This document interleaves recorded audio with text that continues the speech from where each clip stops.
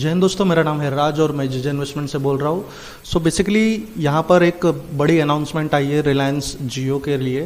तो रिलायंस जियो अभी एक रिसेंटली एक बड़ी कंपनी के साथ अपना टाई अप करने वाले हैं, और वो बड़ी कंपनी कहाँ की है? नेदरलैंड की कंपनी है।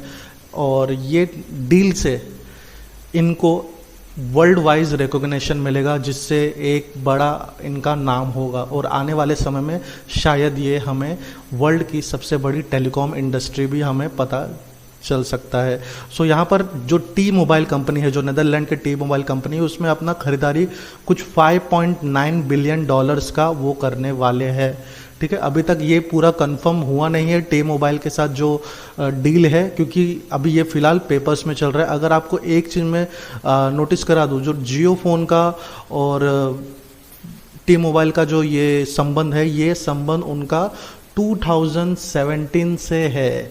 ठीक है, जो उनका बिजनेस का डीलिंग है, छोटे छोटे बिजनेस का डीलिंग है, वो 2017 से है। क्योंकि 2017 और 2016 के बीच में उन्होंने जियो ऐप जो था उनका, वो टी मोबाइल में चालू किया था। मल्टीमीडिया जो होता है, जिसमें आप मतलब मूवीज़ देख सकते हो, ये सारी चीज़ें देख सकते हो, तो उन्होंने मतलब यहाँ पर ये चालू किया था। और उससे मतलब क्या हुआ था कि इनका जो मतलब काफ़ी अच्छा खासा प्रमोशन हुआ था जियो का उस समय।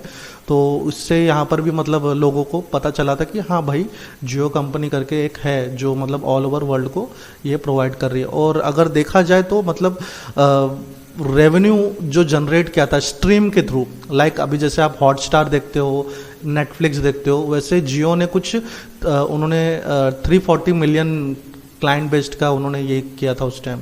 ठीक है, ओनली रेवेन्यू स्ट्रीम से 340 मिलियन यूज़र्स का उन्होंने ये किया था। तो काफ़ी अच्छा खासा ये था डील उनका। और ये जो फुटप्रिंट था वो काफ़ी मतलब गहरा पड़ा। और टी मोबाइल के थ्रू उनको मतलब ऑल ओवर वर्ल्ड के बारे में काफ़ी कुछ क्लियरली समझ में आया। क्योंकि कैसा होता है ना कि एक बिजनेसमैन को अगर आप एक हिंट दे दो, he will understand all the things. ठीक है, वो सब चीज़ समझ जाएगा कि उसको करना क्या क्या मतलब कैसे करना है। तो मतलब रिलायंस का इतना अच्छा दाव कि पहले उन्होंने एक रेवेन्यू मल्टीमीडिया स्ट्रीम करने के लिए ऐप वो दिया, और बाद में अभी कंपनी से सीधा वो हिस्सेदारी लेना चाहते। तो ये हिस्सेदारी से क्या होगा?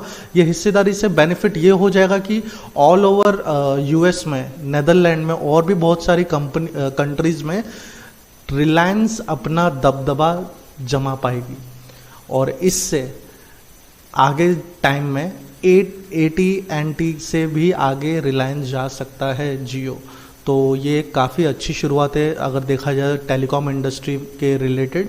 क्योंकि यहाँ पर अभी हमें लास्ट टाइम हमें अगर आपको एक चीज़ नोटिस होगा कि रिलायंस ने एम्ब्री के साथ भी डील किया है, और बहुत सारी बैटरीज के रिलेटेड भी डील किया है। तो ये एक काफ़ी अच्छा खासा डीलिंग कर रहे हैं मतलब रिलायंस।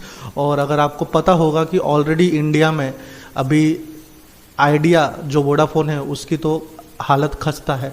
तो उसकी वजह से अभी यहाँ पर इंडिया में क्या हो रहा है, मोनोपोली किसके पास जा रही? ज़्यादातर रिलायंस के पास और एयरटेल के पास।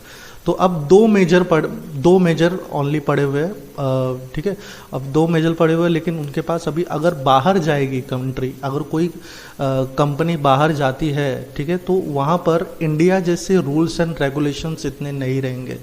ठीक है, और रूल्स एंड रेगुलेशन इतना ना होने के कारण वो कंपनी उसके हिसाब से ज़्यादा ग्रो कर सकती है। एक ये भी लॉजिक होता है।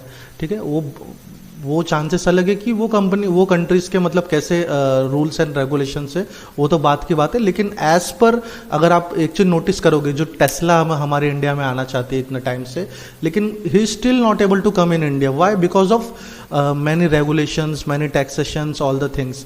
और रिसेंटली अगर आप एक चीज़ नोटिस करोगे कि टेस्ला ने भी, इलॉन मस्क ने भी ट्वीट में बोला था कि अगर उनको अगर टैक्सेशन में कुछ छूट मिलती है या तो कुछ रेगुलेशंस में छूट मिलती है, तो ही विल एबल टू, मतलब वो आना पसंद करते हैं इंडिया में।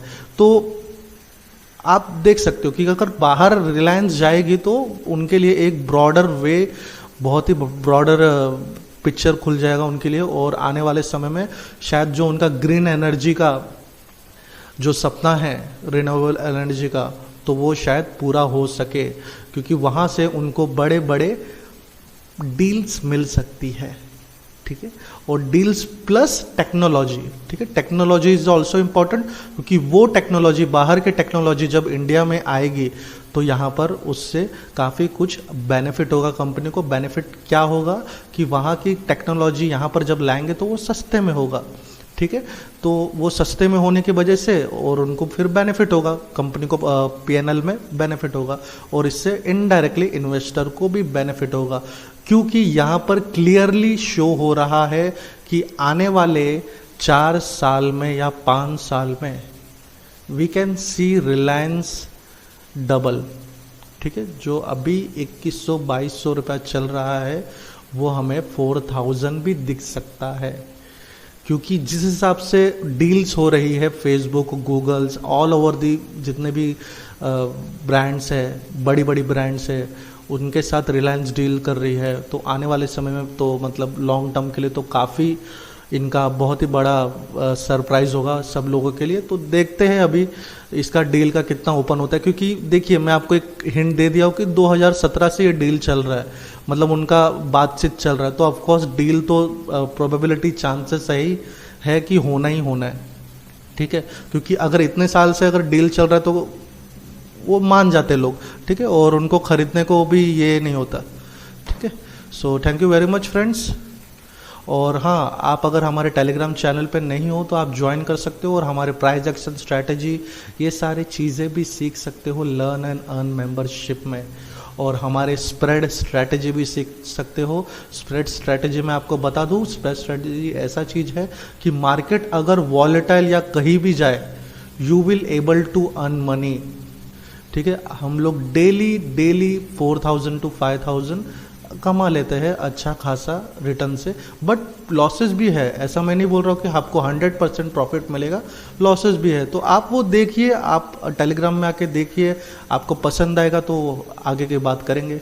So thank you very much friends, I hope आपको आज का वीडियो पसंद आया हो, और रिलायंस अच्छी कंपनी है, ठीक है, क्योंकि बोलते ना जो रेस का घोड़ा होता है, रेस में पैसा कब लगाते, जो किस पे लगाते, जो घोड़ा तेज भागता है उस पर, समझे, लॉजिक समझे। Thank you.